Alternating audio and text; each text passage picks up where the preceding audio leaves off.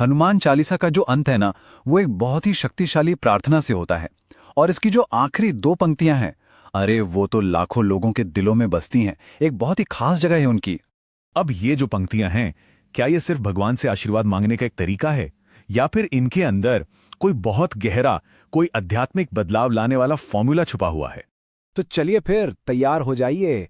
हम इस प्रार्थना के रहस्य को ना एक एक करके परत दर परत खोलने वाले हैं और देखते हैं कि इसके अंदर कौन सा गहरा ज्ञान छिपा है। तो शुरुआत कहां से करें? चलिए सबसे पहले उस नाम को समझते हैं जो इस प्रार्थना में हनुमान जी को दिया गया है। तो दोहे की शुरुआत होती है हनुमान जी को पवन तनय कहकर।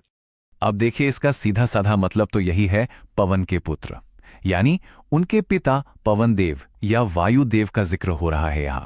लेकिन बात यहीं खत्म नहीं होती। इसकी एक बहुत ही गहरी, एक रहस्यमयी व्याख्या भी है। और वो ये कहती है कि हनुमान सिर्फ पवन देव के पुत्र नहीं हैं, बल्कि वो खुद हमारी सांस हैं, हमारा श्वास। वो उस प्राण शक्ति का प्रतीक हैं जो हर पल, हर लम्हा हमारे साथ रहती है।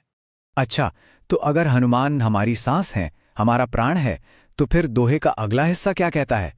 चलिए देखते हैं कि ये कहानी आगे कैसे बढ़ती है। तो प्रार्थना में आगे हनुमान जी को कहा गया है संकट हरण। मतलब साफ है, वो जो सारे संकटों को, सारी परेशानियों को हर लेते हैं। पर एक मिनट, यहां संकट का मतलब सिर्फ बाहरी दुनिया की मुसीबतें नहीं हैं। जी नहीं, इसका मतलब कहीं ज्यादा गहरा है। तो असली संकट क्या है? वो है हमारे अंदर की बाधाएं, डर, गुस्सा, लालच, घमंड, ईर्ष्या, ये सब। तो इसका मतलब ये हुआ कि हम अपनी सांस पर, यानी हनुमान पर ध्यान लगाकर अपने अंदर के इन गहरे विकारों को, इन अशुद्धियों को दूर कर सकते हैं। असल में तो यही हमारे सारे दुखों की जड़ है ना? ठीक है, तो मान लीजिए हमने अपनी सांसों पर काम करके इन अंदरूनी परेशानियों को हटा दिया, तो फिर क्या होगा? क्या सामने आएगा? दोहा कहता है कि हनुमान जी का स्वरूप है मंगल मूर्ति रूप। इसका मतलब है वो साक्षात मंगल का स्वरूप है। मतलब वो पूरी तरह से पॉजिटिविटी, आशीर्वाद और अच्छे भाग्य की मूरत है।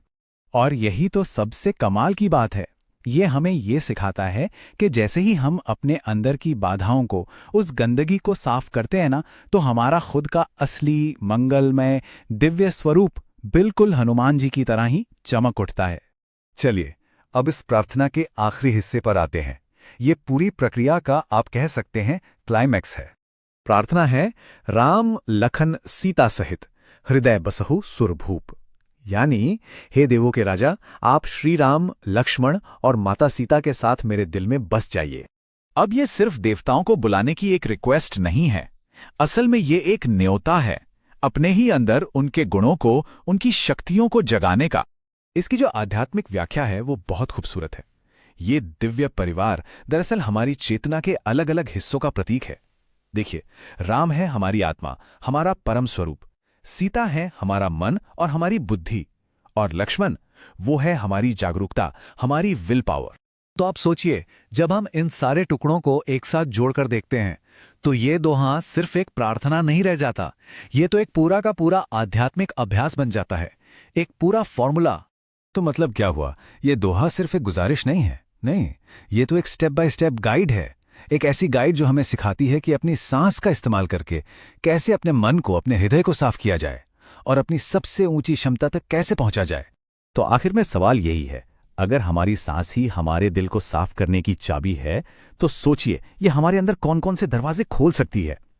असल में ये प्राचीन प्रार्थना हमें आंतरिक शांति की एक टाइमलेस टेक्निक दे रही है।